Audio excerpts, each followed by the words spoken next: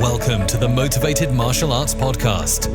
Your hosts, Jackson White and Gavin Cook, have been friends and Taekwondo training partners for over 40 years.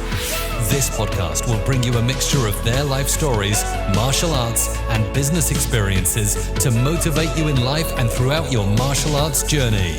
Adding in a mixture of inspiring interviews and some of the best traditional martial artists around today. So over to your hosts, the Motivated Martial Artists. Welcome to the Motivated Martial Artists Podcast with me, Gavin Cook. And me, Jackson White. And this evening, our guest is a gentleman called Chirag. Chirag from Lions Self-Defense and Leadership Academy in Leicester. So we're super excited to get Chirag on. I think we met you at the martial arts show, Chirag, didn't we? I think was it last year, the year before. Year before, yeah. Yeah, last year doesn't count. So That's yes, right. Yeah. 2019, wasn't it? Yeah, that's it. And we promised we'll get you on the podcast then. So here you are. So obviously we're looking forward to hearing your story, really. Thank you. Thank you so much for having me. No problem. So our listeners might not know much about you, but we want to get you out there, get your profile out there. So just give our listeners a bit of an idea of your backstory, where you grew up, your education, and I suppose ultimately how you got into martial arts. Absolutely. I think everybody gets into martial arts for one reason and then stays for another reason, don't they? So yes, my story is somewhat similar in that I'm born, raised here in Leicester, but I started the martial arts because I was terrible at school. I mean, I had no confidence whatsoever. I was always off school because I was quite sick. I had severe asthma. I was always in and out of hospital. And because of that, it made it difficult to make friends. It made it difficult to learn, which had a knock-on effect on everything. And my parents were told that it would be a good idea to maybe try martial arts. You know, martial arts has this reputation, doesn't it, for being the thing that builds confidence, it helps kids with character, and so on. So yes, from there, my parents took me to a local club in Leicester. A friend of mine happened to be also going there at the time. And that's where I really began this journey. And that's looking now, I think just a bit more than 25 years ago.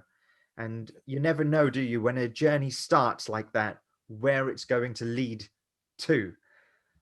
Can you remember that first session? And it's funny, we always ask this question on the show, and I know when you think back, I can still remember the smell, Yes. you know, and the fear of the whole place as you first walked in. I remember that fear so vividly, and it was pulling from two different sides. On one hand, I was incredibly nervous, as I was with most things at the time. Now, if I went into a room, I'm completely confident in and of myself. But at that time, it was a very different story. So really nervous to the point where I was shaking. I think I said in the car park to my mum and dad that I don't even want to go in. So I know that feeling when kids now come to my class and they're trying to escape. I remember that feeling vividly. So that was the first thing. But on the other hand, I was such a fan of the martial arts. I wanted to be a total ninja, and I wanted to learn all these high flying kicks, and I had all these ideas of everything that I was going to learn. All on the first lesson, by the way. I was expecting that I was going to come out flipping and spin kicking and doing all of the things that the Turtle Ninjas did in the cartoons. That's my memory of that first lesson. And so what actually was that first lesson? Because I know certainly when we started, I think, Gavin, I remember teaching you low block for about an hour on your first lesson. It was, the thing is, though, it was, you know, we all know that martial arts is about repetition, right? You know, right. I mean, but in the old school way, there was when you were a youngster, you know, you look at your clubs and my clubs, it's lots of game based stuff, and it's disguised repetition, right? Is what we're trying to teach. We're trying to teach the repetition, but we're trying to do it in a fun way, where there was no such thing. It was just you just did it the way the adults did it. Yeah. That first class that I went to, there were about 40 students in 3 lines in a dinner hall, a school dinner hall, 2 teachers, and that was it. All we did through the whole lesson was up and down the room, line drills. Like you say, you know, martial arts has changed considerably. So repetition, of course, is the mother of all learning. We have to repeat, because without that, you don't have it. But at the same time, you know, like just doing it over and over again doesn't necessarily make you better. You're doing it with application. So when you mentioned game-based study, if I was to teach, like you said, just a low block or just a punch, just that one move, if we teach it today, the first drill for the first 5 minutes, we're working with on the heavy bag. So kids are learning power. Then we're doing it with speed. So we're doing this drill called the arm chopper, where kids are bringing the noodle up and down. And you have to punch and get the punch in and out. Then the next one, we're learning about precision. So kids are punching inside the hoop. So we're doing the repetition, but we're applying that repetition with genuine martial principles. I don't think martial arts has to be to have the repetition. I don't think it has to be as repetitive as it used to be. I think that our knowledge and understanding in the way that kids develop and psychology and physiology of children has developed so much. I said I was really terrible at school, but eventually, as a result of doing this martial arts, I got better at school. I attribute it all to martial arts, and my degree was in psychology. And one of the things that really stuck out to me was, how do we teach kids? And it's not necessarily the way that they learn at school. No, indeed. That method is very outdated. There is technology in this world that we understand through psychology now that we're all applying, whether we do it by design or we do it by default. Some instructors, you see, they know it by design because they've studied with somebody who knows that psychological aspect, or they're doing it by default because they've seen somebody. But either way, the same thing is happening. So now we're serving students on a higher level. And I look forward to seeing where that progresses in the next 20, 25, 30, 40 years, and how much further we can take it, how much better we can serve our students. Oh, definitely. Yeah, but I was going to say, we'll have to make sure we hook you up with Melody Johnson when she comes over. We do a lot of work with the US skills. Yes. And it's exactly, talking about child development, child psychology. And actually, when people start martial arts, it's only the very few that make it past a certain level, Yes. because they're the anomalies in the group. And to make it all inclusive, we have to, like I say, look at we have to study them in a lot more detail, don't we? In a lot more depth. Yes. To understand what is right for that child at that certain age. I went to a school later in the martial arts career, and I'm sure we'll come on to it. I had the opportunity to study with a few different teachers. And there was one teacher that I went to study with, and he brought a lot of Christianity into the martial arts. Now, I myself am not Christian, but I remember on his wall, it was written, "Whomsoever shall come, let him." And I asked him, I didn't know that this was a biblical quote at the time, but I asked him, what does it mean? And he said, whoever walks through these doors, they are welcome here. This is their home. This is the Budokan. This is the home. This is where we study. So whoever comes, we have to make our martial arts adapted to that person. And I still remember that philosophy, and I very much love that idea that everyone... Our philosophy growing up was thou who can't do 100 press-ups on the knuckles shall leave. Yeah. How times have changed. Dojo. That's it. Once you got into your martial arts, then what was it that really kept you going? Were you into your competitions? Were you into your forms? Or what was it that really drew you to it? There were a couple of things. I think it wasn't just one. I think that when I did martial arts, it was the one thing that I was good at. So I wasn't good at anything else. I wasn't good at school at the time. I couldn't read or write properly. Like now I've written books, but at the time I couldn't read or write properly. Mm-hmm. Like just think about that for a second. So I wasn't good at football like the other boys were. I wasn't good at anything else, but I was good at this one thing. I was good at martial arts. Or maybe I wasn't actually even good at that. They just told me I was good at that. Because thinking about it now, I probably wasn't very. But there was that. And the other thing was I wanted to quit so many times. I mean, I even tried to quit in older age, like going to university. I convinced my parents that if they let me quit, I would be a doctor. Did they buy it? No, they let you quit? No. My parents didn't let me stop because I think sometimes as a as a child or as a young person, you're so close to it, you don't see the benefits. But the people around you see the benefits. They've seen how much you've grown. And if something's working, then you should do more of it. And so they kept me motivated in that. They just didn't let me quit. And I mean, I used to cry when they used to because now you can't do it, but they used to like push us into the splits, stand on the legs. I used to cry at every lesson, but it's as a result of that well, we're here today, isn't it? That's the reason we're talking today. So that was it. Obviously, competitions became a great for me. The reason I started competitions back in 2003, 2004 is because I wanted to learn more. And I started winning. I started winning competitions. I'd never won anything before. So I hadn't even won at a sports day, because in those days, of course, we didn't give trophies for taking part. If you came last, you genuinely came last. And you know, so that was it. Began to learn more. All of those things kept me motivated. But above all, I think that the motivation has changed over the years. At the beginning, it wasn't necessarily, it was excitement. Then it wasn't necessarily intrinsic. My parents kept me motivated. And then it was about learning more and growing as a person. And then it was about serving the students, which is what it is right now. So I think it's different at different times, and you always dip back and forth between these motivations. Yeah, no, most definitely. So the competitions that you were doing then, Chirag, so what style was it? So just to take it back a second, the style that I studied to start with, that I'm talking about, because I feel like I've jumped a little bit. It was so I started studying Shotokan karate. Right alongside Shotokan karate, we had two teachers teaching Shotokan, and their teacher who taught them Shotokan, also he was an ex-military man, so he taught on a Wednesday Kempo karate with military combatives, what we would now term combatives or reality-based self-defense. That's what they were calling it at the time. They were calling it Kempo combatives. So that's what I studied to begin with.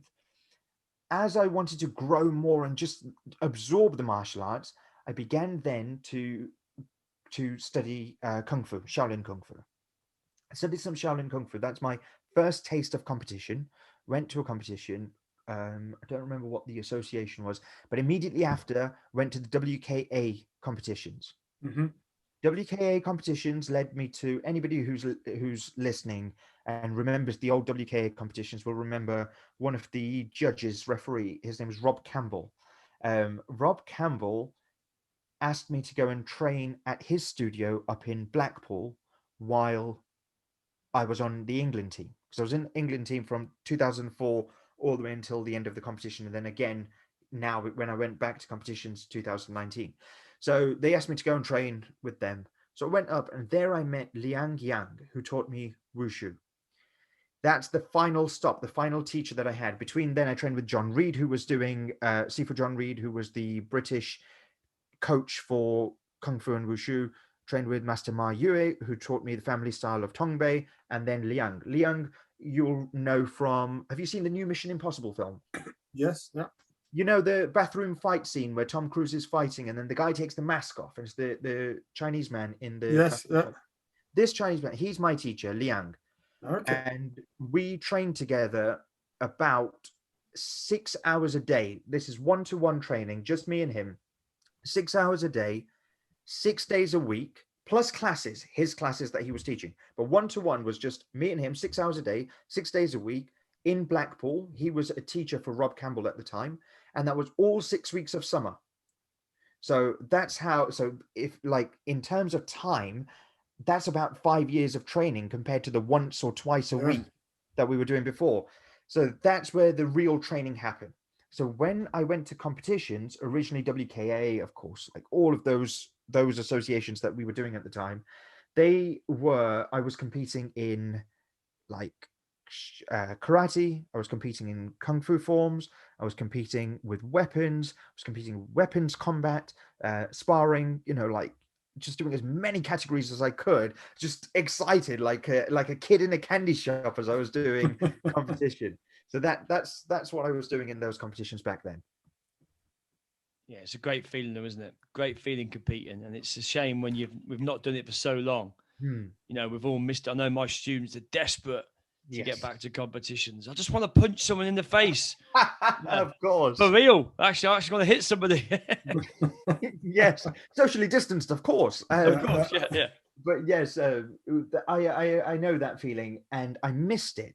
So in about, I don't know what year, but I stopped competing eventually. After about 5 or 6 years, I stopped competing. I went back in 2019 for all my sins and competed there. So I competed in WKC, on the whole WKC circuit, the WMO circuit, the WMO, Alfie Lewis's circuit, with all of the G-Force, all of those competitions as well, all sanctioned by the WMO, and then the WMF as well. So I hadn't been to competition in all these years, and then I did all of them, and then all of their Europeans and all of their World Championships in multiple categories. So I was like, this is the final hurrah. I'm going to go to competition. I might do 2 or 3 more years. And then the pandemic hit, and I was like, okay, I think it was just 1 year. The 2 and 3 have just kind of flown by. So what did you compete in? Was it the point stop, like continuous? So it did a few different competitions. So in those associations that I'm telling you, those ones, I did Chinese form, Japanese form, weapons, and creative. Okay. Creative, that kind of stuff. Yeah. Okay. So more the form side then. Yes. Yeah, I had a few issues with my ear. I throughout that 2019, as a result of sparring and several years, like a lot of years of sparring and being hit in the head, I had a bit of a problem with my ear, and something set it off, and my eardrum burst, and it wouldn't heal. So I spent about 9 months out of the year not being able to hear a single thing out of one side of my ear. That must have been tough. Yeah, lost my balance. I was like really struggling. And then finally we got it fixed, because I wouldn't do it in the middle of the competition. So I had to finish the competitions, and then I went for the operations, had that all done. Right. And then 2020, I was in hospital with what I then thought was an infection because of that operation, but they put it down to having a flu, which now... Probably coronavirus, wasn't it? When we think back about it, it could have been, since, coronavirus was already here a few months before, we just hadn't heard about it. So who knows? But yeah, that's the competition side of things. But in terms, I mean, does that answer the question? Yeah, no, definitely. So, one of the things I'm always intrigued to know, I like the patterns, forms, katas, however you describe them with your art. What sort of preparation and training do you used to do for that? So with everything, I think that all of the training, all of the preparation is all of the 25 years of martial arts. I think that the specific training, because anybody can train right now to go and run a marathon. Anybody can train to go and do an obstacle course race, or do a 12-week body transformation and lose lots of weight. But the principle of Kaizen is the consistent, persistent pursuit of getting better. Yeah. And I think that is the whole culmination of the martial arts, and that gratitude of all of those teachers who I've had the opportunity to train with. Like, the victories are theirs, only the mistakes are mine. I was just the front man doing the competition, but it's like the culmination of all of that. So all of that prepared me. I can't ever say it was just me by myself. I was self-made, because if you're self-made, surely you should make yourself better. And I think it's really down to all of those teachers and all of the effort that they put in me, even when I wasn't very teachable.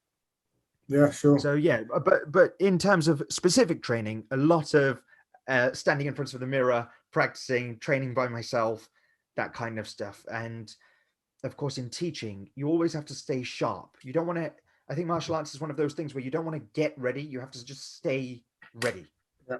Yeah, definitely.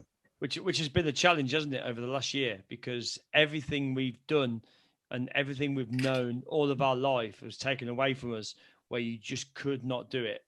And, I know I felt it, and we always laugh and say, obviously Jackson does a lot of refereeing. Yes. And I wouldn't want to be a referee at the first couple of bouts back, because there's going to be no distance, no timing. No. The stamina might be there, but even in my own club, I've been getting the kids sparring now, because obviously we're allowed juniors can go back on and get their kit on. Yes. It's like wild animals, just trying to boot each other off the back leg. When we ask the kids, "Are you ready for sparring?" You've never seen people's face light up so much. They just want to go. They just want to do something. Board breaking has gotten better since we came back from lockdown, and it's not just because the kids have grown. They're just so in it. They just want to do something. Well, they've had it taken away for such a long time, haven't they? So now they can really appreciate it and start focusing back in on it. Yes, which is good. It's true. It gives them that new vigor. The kids they're just so hungry. Their kata, their sparring, their breaking, their technique, everything has gotten better and their focus has gotten better. It's amazing. Like, kids absolutely want to. Yes, they've missed out on so much and certain things have suffered. I mean, flexibility has come down because kids, no matter what you do, the Zoom lessons, you were never going to get as much from it as an actual being there, having somebody, being eyes to eyes, nose to nose, toes to toes with someone, and actually having to react. But yeah, they've done brilliant. I mean, the adaptation is great. Yeah, well, kids are super adaptable, aren't they, as well? Massively. It's the for me, it's the challenge has been some of the students that have really maybe because they got into martial arts for not so much the martial arts side, but more for the mental health side. Yes. And I think, and most martial arts schools have got them. It's been a challenge for them, because they're the thing that they live for, or the thing that really gets them through their day, has been taken away from them, hasn't it? Absolutely. That's and I think that's been I've seen from quite big challenges, certainly. I totally agree. Couldn't agree more. Some of my students. So you obviously you got to your katas. So one thing that we know about you do a lot of choreography of martial arts. So how did you get into that? By accident, actually. What happened was I was competing right up to, it must have been about 2009. Or 2008, whenever I went to university. So went to university, and of course at university I had to stop competing. It wouldn't have been possible to do these two things and do them well. So I continued training in martial arts. I focused on teaching, and I was focused on university. So while there, I saw an opportunity come up on Facebook. Facebook was relatively new at the time. Didn't know if I could trust the people, but I saw an opportunity where they wanted a martial artist to go and perform for the royalty of Dubai. Okay. Well, I just kind of sent a message and asked some more information, and they wanted me to go and audition.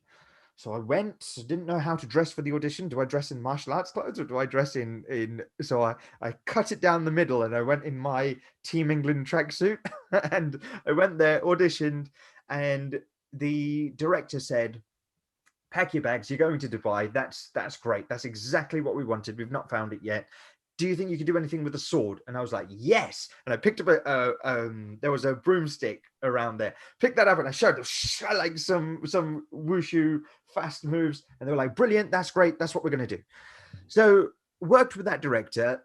I had been doing drama and been on stage previously as well, but just like amateur little bits and pieces. So this was my first thing. And eventually people saw this, and I became known as that martial arts guy who now performs. So I went, did that.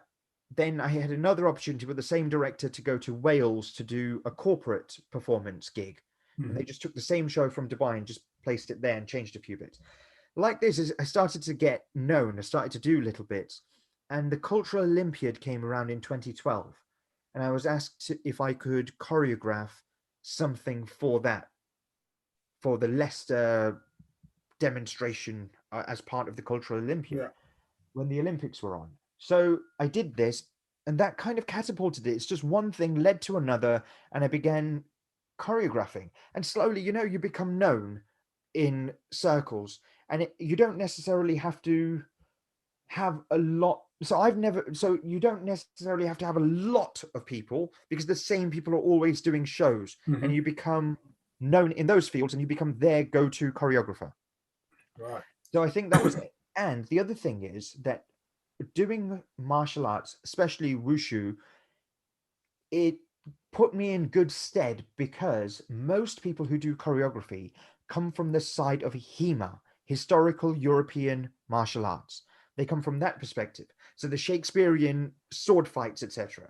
So when you learn fight choreography in the UK, at least, you're mostly learning historical European martial arts. So you're learning the sword, like rapier and dagger, rapier and cloak, rapier like swashbuckling, like you do in like Peter Pan or in a pirate show. You learn two-handed swords, you'll learn things like there's sword and shield, axes, but you don't necessarily focus on Chinese martial arts.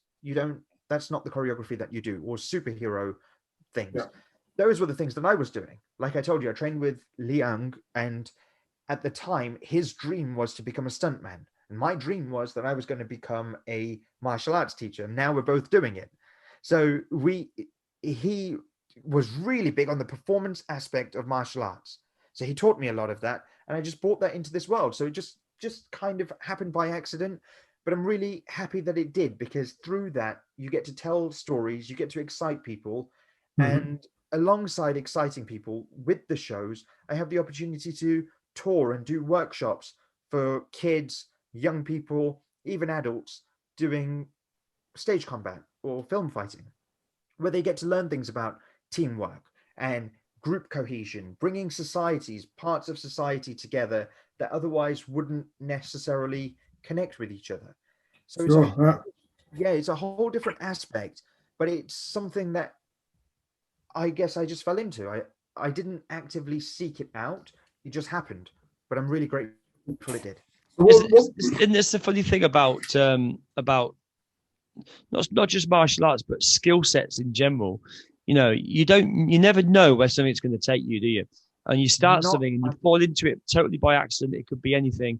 And all of a sudden, 10 years down the line, when you're now the expert in that, because you've given up a lot of your life, then all of a sudden, all these opportunities open up for to live from it, to make money from it. And without even realizing it, you're all of a sudden the expert in the field that you didn't even think of it when you just did it because you enjoyed doing it. Absolutely. And that's, I think, one of these things, like today, I feel like society has kind of become conditioned that we must become known. We must become the go-to guy or gal. We must become the expert. We must become known, an influencer, a thought leader. Yeah. But really, if you think about it, all of the people who are that, even on a smaller scale, like myself, we became good at something first. Then people began to know us. It's almost like the entire universe conspired that you've had faithfulness in this thing. You've really given it your all. You've studied it, and now the opportunity is there. Whereas I think it's a bit horse about cart at the minute, where people are trying to become known, but not necessarily working on the craft. I would always recommend work on the craft first. We become good, and then the rest will take care of itself. Yeah, exactly. That, I mean, they learn something for a year or for 6 months, then call themselves the experts in it. Yes. Yeah, that's it. And there's all of these ideas about the 10,000 hours that you've got to put in. I think that's a minimum. 10,000 hours is the minimum. Then you become good. Sometimes people ask me, when will we finish? And I'm like, finish what? And they're like, half past five. Like, martial arts. And I go, never. You're not. There's, the philosophy says that there is no end in martial arts. It's like these students, isn't it? Their only goal is to get their black belts. Yep. And they get to their black belts and they quit. It's like, what? Why have you done that? You've just started. That's our fault, though, isn't it? That's our fault for making the black belt almost seem like the ultimate pinnacle. Yeah. We tell all of the kids that, black belt, we tell them the meaning of black belt, Shodan, like Shoshin, beginner's mind. Shodan means beginner's grade. That's now where you get to learn. If you quit at black belt, then you've wasted your whole time, because you've just done the foundation. Just now started, you start to learn something, but you're quitting. Well, So, I'm gonna put a stake in the sand now. Right, I think we should have gold belts. I think that should be the next thing. Right? we call the first belt the gold belt. So white belt, and then there's the gold White belt, and then black belt. Oh no, black belt. Black belt's just halfway there. No, the gold belt is what you're going for. Well, because we've broken the syllabus down. I think most of us now have done this, where we've added more belts in to break it up and create milestones for kids to achieve. I think that there probably should be a set after black belt, so that they know that black belt is junior black belt, and then there is a progress map. There is a curriculum. There are people training beyond that, and maybe it shouldn't just be the DANs, because I mean, I got my first Dan. I will tell you the date. Just bear with me 1 second. It was 9th of July 2004. My certificate's just there in front of me, and then that's first Dan. From there to fourth Dan right now. I mean, at fourth Dan, I've not graded since fourth Dan. Fifth Dan I received. You know how you receive Dans on time served, but I don't have a fifth Dan on my belt or anything, because it's time served. I'm waiting for somebody to actually grade me and award me the fifth Dan. But there's such a long time between that. It's difficult to fathom, especially if you imagine a child. So it's a lifetime, isn't it? Absolutely. I mean, imagine like you've got a 10-year-old child, and you tell them it's going to take them 10 years to get to fifth Dan. Well, that's their whole life. So I think we need to break them up as well. I think that's what would be the next thing that would serve students. We've broken up the belts. The great masters before us did that. They thought about it. They broke it up into these milestones. We probably broke it down further by adding tags. And now we need to continue that and do it for the next part, to show kids that black belt isn't the end. It's the beginning. Let's just show them. Now we're working towards mastery. Yeah, definitely. So what would you say for all the things that you've done so far has been the most memorable, or probably your greatest achievement thus far? Oh, you've asked a very difficult question because that's my job. Yes, it's a very difficult question, because in terms of my own achievements, I don't think of them. So this week, for example, Guinness World Record confirmed 6th Guinness World Record that I broke, which was quite a difficult one, because it was broken. It was set in USA in 2014. 2016, it was matched in Pakistan, and nobody's broken it since, for the most figure of eights with the nunchucks in 1 minute. And I failed at this so many times, and then I broke it. And then this week, I put it on Facebook, because I thought I might as well, put that on Facebook. Yeah. And then I had all of these parents congratulating me, and I forgot. It's almost like I literally forgot. As soon as the certificate came through, I'd forgotten all about it. So I don't put any of these certificates on the wall. All of the medals, like right now, I think I'm reigning world champion in 8 different world championship medals across 3 associations. Oh, yeah. One is on my wall. Look, you could see behind me. There's nothing. And he's painting. He's painting. It needs painting. Don't look. Yeah, the thing is that to keep it fresh like this, you've got to make sure you don't put medals on the wall. But I don't necessarily think of any of the achievements as achievements. What I think of them as is that these are the things that you have to do to grow as a person. Mm-hmm. So you probably know this from competing yourself, but the medal itself, that's just a byproduct.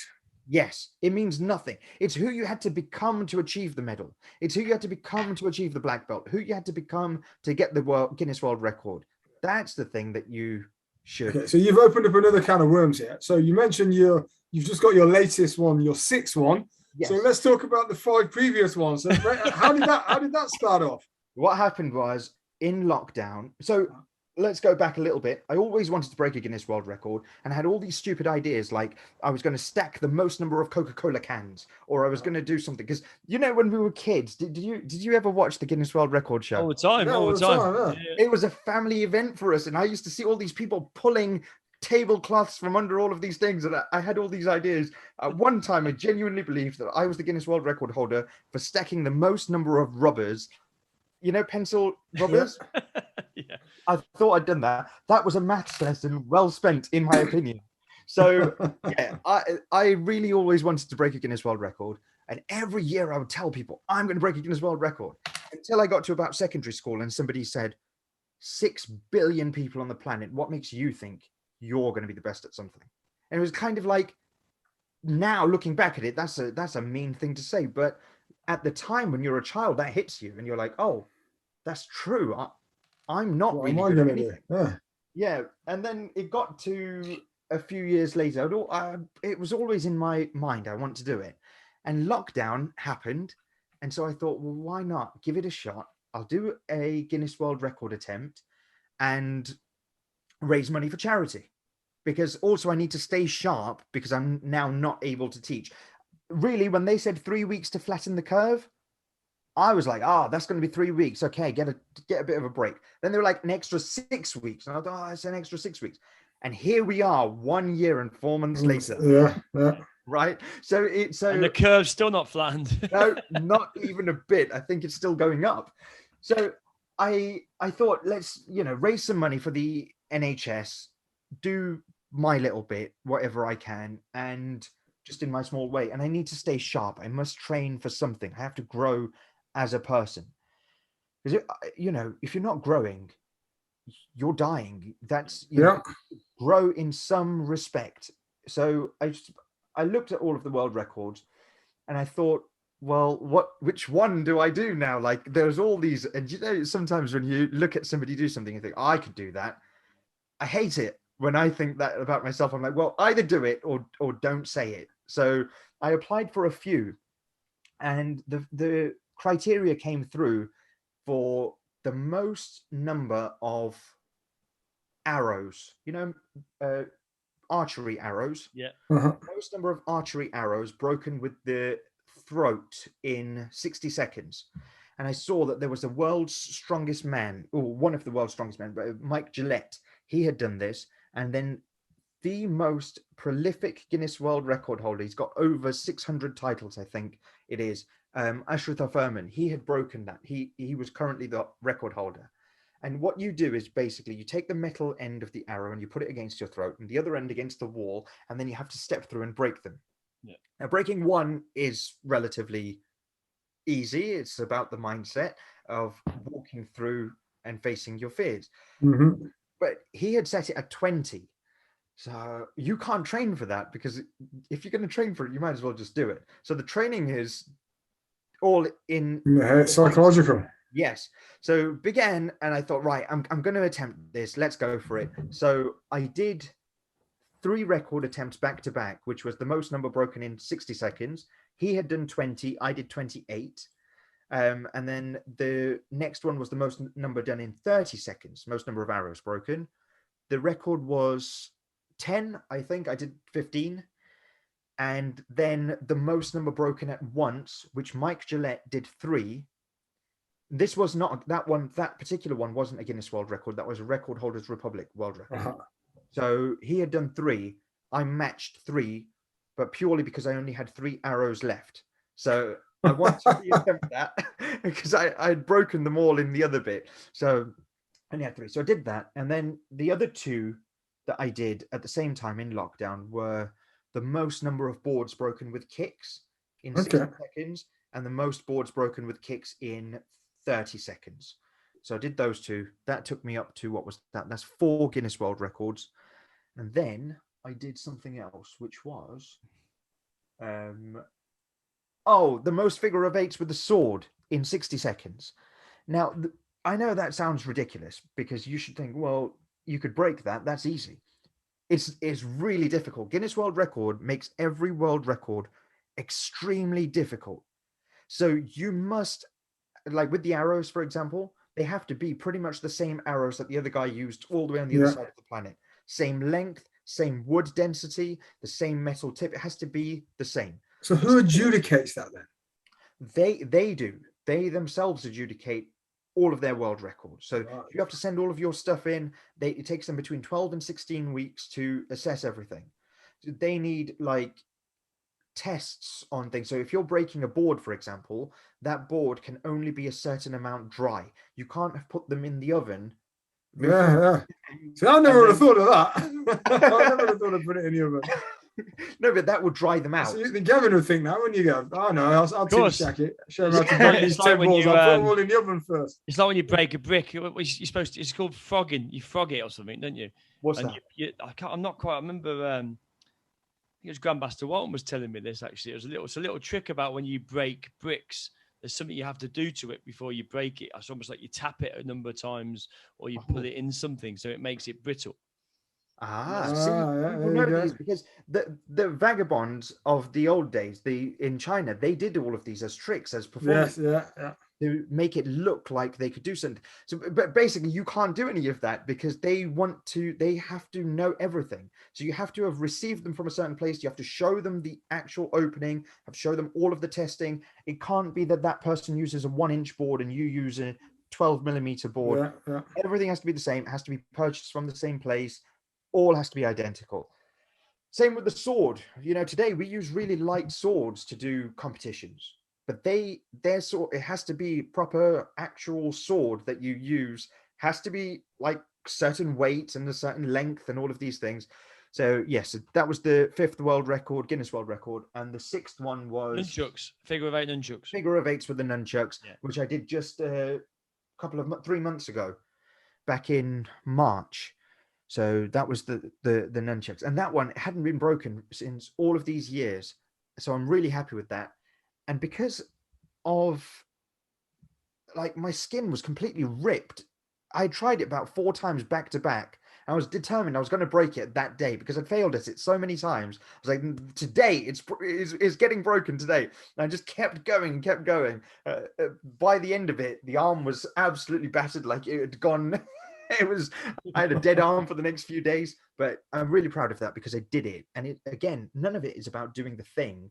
Anyone could break a board. Anyone could do figure of 8 with a nunchuck, but it's about being the best that you can be at something. And I think you do have to have a bit of competition. So Guinness World Record sets the bar really high. So to get the Guinness World Record, I know that's the epitome of that success in that particular thing. So that's why I like. What about if it's something that's never been done before? How does that work? I'm not too sure how that works. But I think what happens is that they would set a criteria based on other things that have happened.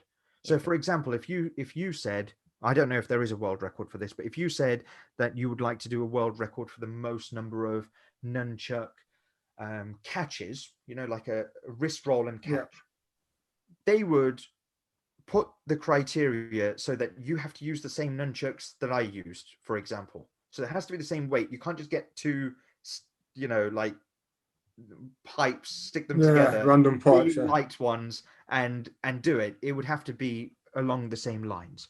I have to confess, I had an idea for a Guinness World Record.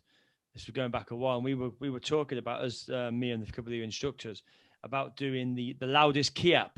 Yeah. The loudest key up. So get a big room full of all your students and just step forward and do a punch and see if you can record the loudest key up. But I think there is already a record for it. Wow. So yeah, I guess you'd measure the decibels of that, wouldn't you, and see what it comes back to. So what's going to be next then? What's your potentially next record? I bet you've already applied for something else, haven't you? Yeah, I think I have. Oh, so that was it. That nunchuck one was it. Now I'm back to teaching, but I am looking for what's next. I am looking to see what can I do. So I was searching through the other day, and there are some interesting ones, but I've not decided yet. I've not decided what's going to happen, or if I should just leave that there. Like I'm very happy to do something and then just walk away from it and do the next thing. So that was to keep me sharp at that time, but maybe there's something else that I need to do to grow now. Maybe, and my main focus nowadays is on teaching. It's on serving the students. On your school, on growing your schools and growing the students. So tell us a little bit about your schools then. Chirag, so where are they? What sort of stuff do you do there? What's your sort of what's your student base? Yeah, so my schools are here in Leicester, and what we do is we teach kids. We empower kids with life skills through life-saving skills. Our curriculum is predominantly based in Shotokan karate, but we, right alongside it, we're teaching life skills and we're teaching about reality-based self-defense in a way that's age appropriate. So we're teaching about stranger safety. We're teaching about bully awareness. And this is both the hard and the soft skills. We spend a lot of time on things like awareness, on target hardening, on escape and evasion, avoidance. And as much as we don't want to talk about it, even things like terrorism survival. If I'm out there teaching those things to corporates, then of course it's a foreseeable risk. So I've begun to incorporate that into our curriculum as well. And how our curriculum works is that we work on a rotating curriculum, and we go through a cycle where it's a 12-week cycle. And in every 12 weeks, we cover 4 life skills, which are physical, 4 which are psychological, and 4 which are social. So for example, with the psychological ones, you would have things like focus and discipline. And if you ask any of our kids, focus means, they'll all say paying attention. They know how to define the words. They know how to apply the words at school, at home, and in martial arts. And they know what it means to embody that. So for our social skills, we'll have things like communication. We'll have things like teamwork. For our physical skills, we've got fitness, etc. So the balance, you name it. So these are age appropriate, and we have those as the basis of what we're teaching. That's good. So basically, you're passing all your, I suppose, your psychology knowledge and training on, and delivering that through your martial arts as well, or using, combining the two. Yes, absolutely. I mean, when I told you that we were told that martial arts would help me with confidence, I think a lot of it in the old days happened by default, happened by chance. We didn't have a clear system of how we're going to take a child who lacks confidence or who lacks impulse control. How are we going to benefit them? How are we going to develop that person?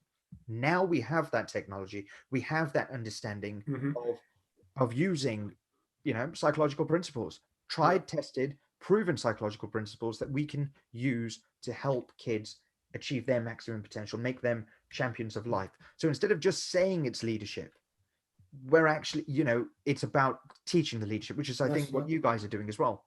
Yeah, no, most definitely.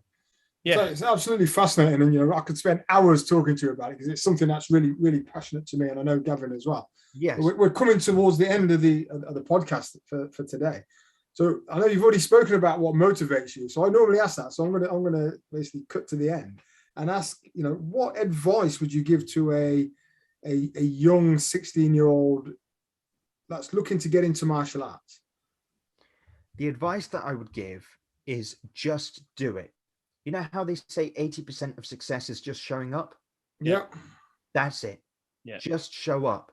And show consistently as well. I think correct. It's not just showing up once, isn't it? It's showing up every day, even if it's an hour a day, just showing up. And all of a sudden you look back and think, Jesus, how have I got to here? Exactly. There's that Zig Ziglar quote where he says, love Zig Ziglar. He's my favorite man. When I was a salesman, so I was cutting, haven't I? That's all right. When I used to, back in the days, obviously I'm a bit older than you, but I used to be a salesman. I used to sit in my car listening to all my Zig Ziglar closing techniques on my cassette tape, right, before going into the meeting, right? And I used to challenge myself to try to get one of these closing techniques into my sales pitch. Because that's always the challenge with salespeople. You get, I'm a great salesman, but can you close? Yes. No, because people are scared to ask for the order or to actually close the deal. And that was always the challenge for me when I always wanted to be the top salesman. So I used to invest in all these tapes and listen to Zig Ziglar, and even down to the point where I used to go in and try and change my voice inflection. Look them in the eye, drop your tone, and ask for the order. I can still remember all these closing techniques, Zig Ziglar, mate. There's actually a Zig Ziglar podcast now, where it's a Zig Ziglar podcast, and it's I don't know who the chap is, but he just goes over old cassette tapes of Zig Ziglar and just breaks down all of his sales and closing techniques. I'll have to look into it, but you'll know this quote then. Zig Ziglar has a really wonderful quote which says, "Wake up, dress up, show up, and never give up." And that's the advice that I would give. It's a bit like, have you ever walked on fire? Ever done fire walking? No, I had the opportunity to do it at Tony Robbins, the Tony Robbins show, but I didn't end up going in the end. I had tickets and everything. And I'm gutted now. Yeah, he does really well. The guy who taught him, Tolly Burkan, I had the opportunity to go and train with, who taught him fire walking. So I went and did that. Anyway, cut a long story short, when you walk on fire, step one is the hardest. When you take a look at something like going to your first martial arts class, step one is the hardest. When you look at this thing that you think is impossible and all these people are better than you, they're all doing something that you can't do. Step one is the hardest. But as soon as you take step one, step 2, 3, 4, 5, and 6 come by themselves. You will just take them. You have definitely. That's very, very, very true. Very true. It allows you to grow on, doesn't it? It allows you to develop, allows you to move on, and then move on to the next thing once you've mastered it. That's it. And that's in martial arts, like we say, you'll always find something to improve on, something to get better at. Mm-hmm. I'm still learning basic techniques. I'm still finding new nuances in them, as I'm sure you guys are as well. Oh, of course, yeah. Yep, that's it. I think that would be my advice. Just do it. Just do it. Good. Yeah. Sponsored by Nike, right? Sorry? Sponsored by Nike. Of course. Do you know what? It's been an absolute pleasure speaking to you this evening. Thank you so much. Thank you. It's been really good, really insightful. Yeah, great conversation for sure. Yeah, thanks for coming on the show, Chirag. It's great, isn't it, when you speak to fellow martial artists about the synergies that you all have in your life growing up and the crossovers in all the things that you do. It's amazing. And that's why, so that's probably why me and Jackson continue with this, because we just do it week in, week out, just having chat with martial artists. And it's just, you always pull some knowledge out of every interview. Brilliant. And I'm really glad that you guys do. I love listening to the podcast. Right, thank you very much. All right, have a great evening. Really appreciate it. Thank you. All right, thank you. I hope you all enjoyed this week's episode of the Motivated Martial Artist podcast. Don't forget to check out our Facebook page and our Facebook group, the Motivated Martial Artist podcast. And don't forget also the Motivated Martial Artist Instagram page. So head along for some extra content, interviews, and much more. So until next week, it's bye from Jackson and Gavin, the Motivated Martial Artists.